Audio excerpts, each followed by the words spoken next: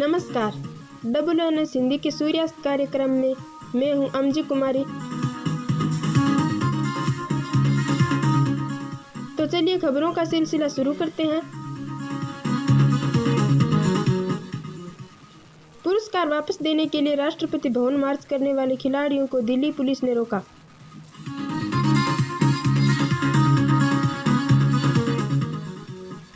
बताएंगे आज की कोरोना अपडेट, लेकिन उससे पहले मुख्य समाचार।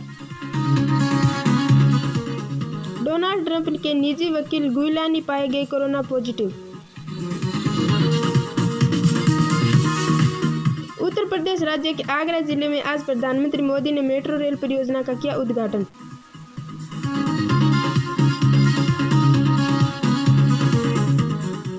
होंगी खेल की खबरें भी, लेकिन पहले समाचार विस्तार से।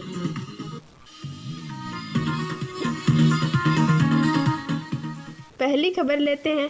पुरस्कार वापस लेने के लिए राष्ट्रपति भवन मार्च करने वाले 30 खिलाड़ियों को दिल्ली पुलिस ने आज रोका। ये सभी खिलाड़ी किसान आंदोलन के पक्ष में थे और कृषि बिल को वापस देने की मांग कर रहे थे। पहलवान करतार सिंह ने कहा कि हम खिलाड़ी जो पंजाब से हैं अपने पुरस्कार वापस करना चाहते हैं।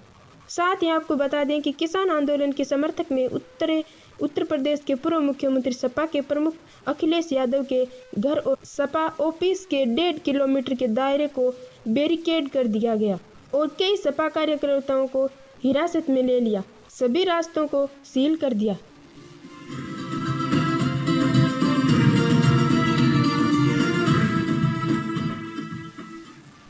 अगली खबर की ओर बढ़ते हैं। आज की कोरोना अपडेट बता दें कि पिछले 24 घंटों में भारत में कोरोना के 32,981 मामले सामने आए हैं।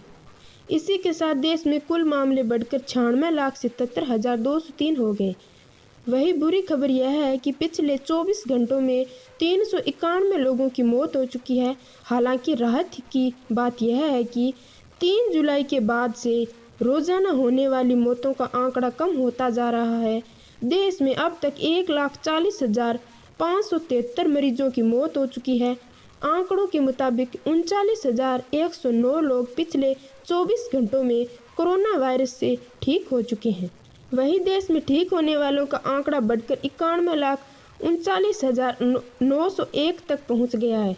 हमारा तो आपसे यही कहना है कि जब तक वायरस की वैक्सीन ना बन जाए तब तक हमें और आपको कोरोना की जंग संगठन से लड़ते रहना है।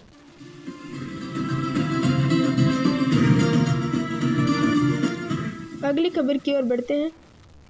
अमेरिका के राष्ट्रपति डोनाल्ड ट्रंप के निजी वकील रूडी गुइलानी कोरोना से संक्रमित पाए गए। यह जानकारी डोनाल्ड ट्रंप ने दी है।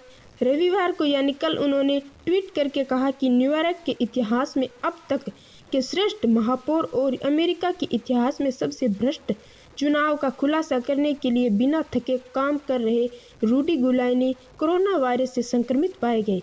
हालांकि ट्रंप ने यह भी कहा कि रूडी आप जल्दी से ठीक हो जाओ, हम आगे बढ़ेंगे। हालांकि रूडी की तरफ से इस बारे में कोई घोषणा नहीं की गई है।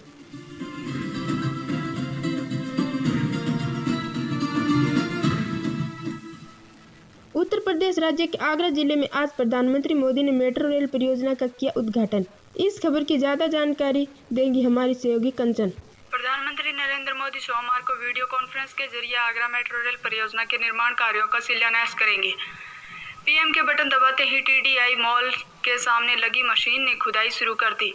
इस दौरान मुख्यमंत्री योगी आदित्यनाथ और केंद्रीय आवासन एवं शहरी कार्य राज्य मंत्री हरदीप सिंह पुरी मेट्रो रेल परियोजना के शिलान्यास कार्यक्रम में भाग लेने के लिए आगरा के कार्यक्रम स्थल पर मौजूद रहे। वहीं भोपाल से प्रदेश की राज्यपाल आनंदीबेन पटेल ने वर्चुअली कार्यक्रम में हिस्सा लिया।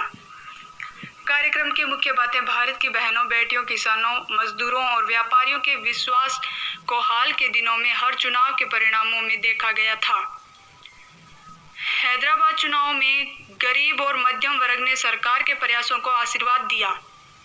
आपका समर्थन मेरी प्रेरणा है, पीएम नरेंद्र मोदी ने कहा। पीएम मोदी ने कहा कि देश में बुनियादी ढांचे के विकास के साथ एक बड़ी समस्या यह थी कि परियोजनाओं की घोषणा की गई थी, लेकिन धन की व्यवस्था पर ज्यादा ध्यान नहीं दिया गया था। इसलिए परियोजनाएं वर्षों तक खिंचती रही।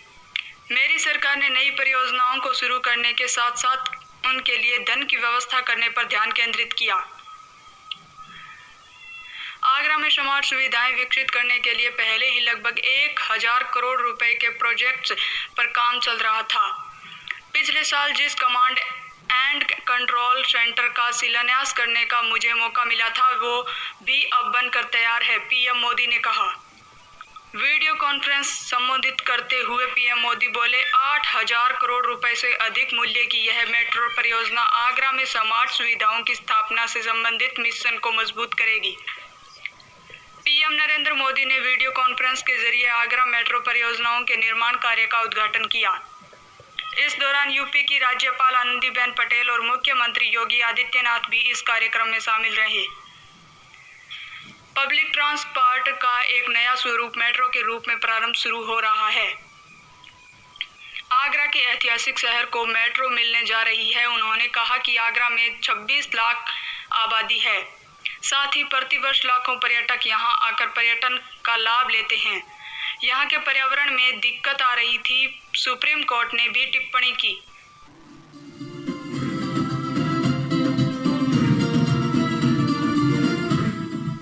रिपोर्ट सुना रही थी हमारी सहयोगी कंचन। और अब खेल की खबरें। कल भारत और ऑस्ट्रेलिया के बीच सिडनी में खेले गए श्रृंखला की दूसरी T20 मैच में भारत ने 6 विकेट से मैच जीत लिया और T20 की श्रृंखला में 2-0 से आगे हैं। मैच के अंत में 2 छक्के लगाकर हार्दिक पांड्या ने मैच जिता लिया। उससे पहले कि ऑस्ट्रेलिया ने 3 एकदिवसीय क्रिकेट मैचों की श्रृंखला में 2-1 से बढ़त बना रखी है। आपको बता दें कि कल यानी 8 तारीख को भारत और ऑस्ट्रेलिया के बीच T20 मैचों की श्रृंखला का तीसरा और अंतिम मुकाबला सिडनी में होगा।